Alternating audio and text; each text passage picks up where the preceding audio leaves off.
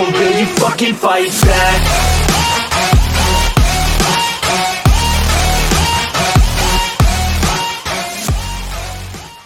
Yo les boys, c'est Ziditoun et bienvenue dans ma 9ème vidéo. Après avoir fait les vidéos explicatives sur le pic du golem de glace et l'antre du dragon, aujourd'hui nous allons voir ensemble les bases à savoir sur l'antre de l'araignée. Alors comment faciliter votre progression dans ce donjon? Dans un premier temps, nous allons voir avec quel team je pars sur ce donjon, ce qui pourra, je l'espère, vous inspirer lors de la création de votre propre team. Et dans un second temps, nous verrons les ficelles vous permettant de simplifier votre progression dans le donjon. Alors ce donjon, on va aller le voir tout de suite. Le voici. Alors ce donjon vous permettra de récupérer les anneaux, les amulettes et les bannières. Nous présenterons ce donjon dans l'étape 8 qui est juste ici, la première étape du coup vous permettant de récupérer les anneaux, les amulettes et les bannières. Hop, de 3 à 5 étoiles.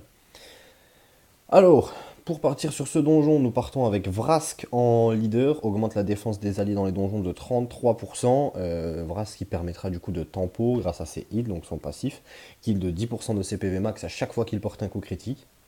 Je le rappelle, je l'utilise en représailles pour maxer ce passif, et il a, si je ne dis pas de bêtises, 80, 86, 87% de taux de crit. Donc ça peut lui arriver des fois de ne pas crit. Kael, le starter qui est très efficace pour raser les vagues ennemies. Toujours, hein, je prends tout le temps un starter pour montrer ce qu'il donne sur les boss. Ignatus, c'est le légendaire. Ignatus pour raser les vagues ennemies grâce à ses AOE. Mais aussi qui est très combo, enfin qui se combote très très bien du coup avec le lead défense. Le lead défense de Vrask qui augmente de 33%. Et Ignatus est un héros où ses dégâts sont basés sur la défense. Donc en même temps, Vrask augmente la défense de toute la team, ce qui permettra de résister aux araignées, plus augmente les dégâts de Ignatus. À côté de ça, j'ai pris Gardien, donc qui a une augmentation de défense de 30% sur tous les alliés, donc qui augmentera la défense et indirectement les dégâts en AOE de Ignatus et lui-même. Plus, il a une attaque en AOE. Et pour terminer, le garde royal pour mettre masse de dégâts sur l'ennemi, car il a une compétence qui tape en fonction des PV max de l'ennemi. Alors, nous allons donc passer en manuel le temps de décrire ce boss. Alors j'attends juste, voilà. Hop, je lance le donjon. Ce sera une vidéo assez courte, hein, du coup, pour expliquer l'antre de l'araignée, parce que je vais vraiment expliquer les bases et vraiment le fonctionnement de l'araignée. Alors du coup, comme on peut le voir, là, on va se manger plusieurs attaques de l'araignée. Alors, on a de la chance, le gardien, c'est celui qui se fait focus.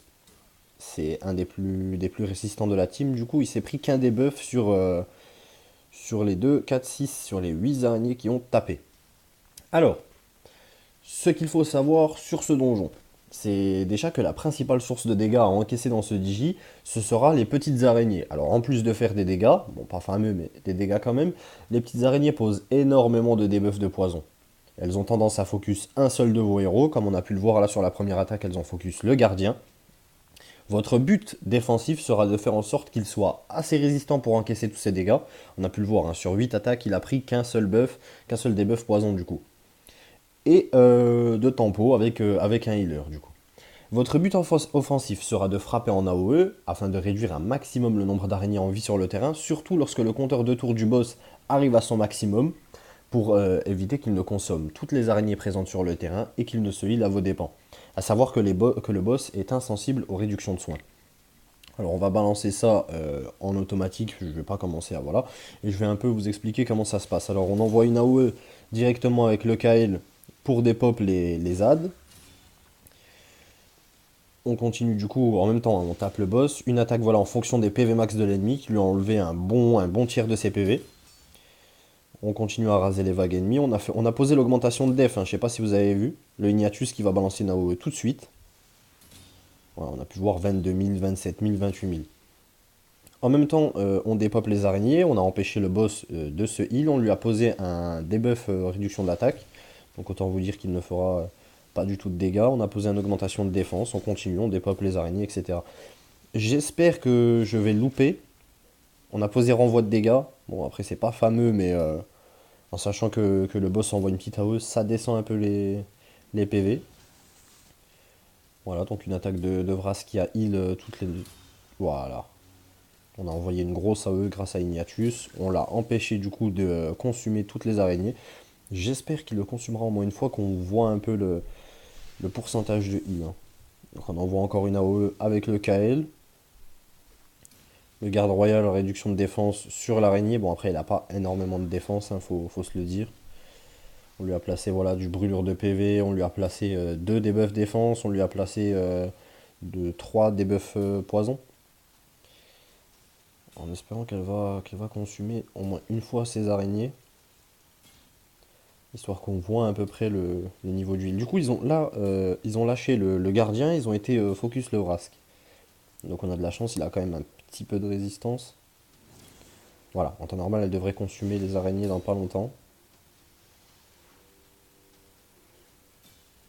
Hop, allez. Donc là on va se prendre énormément de debuff sur le Vrask, on a de la chance. Donc voilà, le représailles qui a joué du coup pour Tempo. Encore un représailles. Et il se re-heal lors de son tour. Elle consume toutes les araignées, voilà le heal. C'est justement ça qu'on essaie d'éviter du coup. Bon après c'est pas handicapant parce que je suis parti avec une team assez coriace, mais au moins on a pu voir ce que ça donne. Du coup on va continuer, descendre les PV, on lui a placé un affaiblissement. AOE de KL pour dépop les araignées, on n'a pas réussi à toutes les OS. On voit que la principale source de dégâts, hein, c'est bien les debuffs poison. J'ai pris exprès cette team, c'est pas la meilleure team que j'ai, donc du coup voilà, on a quand même eu 3 minutes 57 de vidéo, on a vu comment ça se passait. Alors vraiment, petit récapitulatif, hein, privilégier tous les héros qui tapent en AOE, on a pu voir un petit combo entre le lead défense de Vrask et Ignatius et Gardien. On voit que Ignatius ça fait énormément de dégâts, bon le KL... comme je le disais, hein, le KL est vraiment supérieur à tous les starters à ce niveau-là, donc qui a fait 447 670 de dégâts. Le garde royal qui a quand même envoyé de sacrées patates avec son attaque. Et puis voilà, donc à prioriser donc, les héros qui tapent en AOE. En fonction de la défense, on constatera du coup que les araignées vont focus un seul de vos héros, qui vont lui foutre un maximum de debuff poison. Le but c'est vraiment de garder ce héros en vie, et puis voilà quoi. Donc suivez les conseils de cette vidéo, vous partirez sur de bonnes bases afin de progresser dans ce donjon. Si le concept vous plaît, n'hésitez pas à vous abonner pour recevoir les prochaines vidéos, et un gros pouce bleu pour le soutien ne serait pas de refus. C'est tout pour moi, à la prochaine.